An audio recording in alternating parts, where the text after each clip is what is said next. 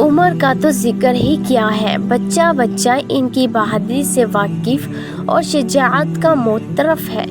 اسلام کے شروع میں جب مسلمان سبھی ضعیف کی حالت میں تھے، حضور صلی اللہ علیہ وآلہ وسلم نے خود اسلام کی قوت کے واسطے حضرت عمر رضی اللہ عنہ کے مسلمان ہونے کی دعا کی، جو قبول ہوئی۔ حضرت عبداللہ بن مسعود رضی اللہ عنہ فرماتے ہیں کہ ہم لوگ کعبہ کے قریب اس وقت تک نماز نہیں پڑھ سکتے تھے جب تک کہ حضرت عمر رضی اللہ عنہ مسلمان نہیں ہوئے تھے۔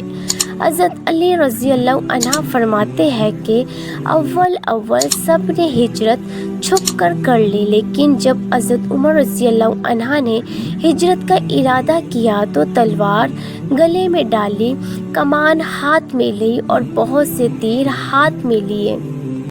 اول مسجد میں گئے، طواف اطمینان سے کیا، پھر نہایت اطمینان سے نماز پڑھی۔ اس کے بعد کفار کے مجمع میں گئے اور فرمایا کہ جس کا دل چاہے کہ اس کی ماں اس کو روئے، اس کی بیوی بیوہ ہو، اس کے بچے یتیم ہو، وہ مکہ سے باہر آ کر میرا مقابلہ کرے۔ یہ الگ الگ جماعتوں کو سنا کر تشریف لے گئے۔ کسی ایک شخص کی بھی ہمت نہ پڑی کہ پیچھا کرتا۔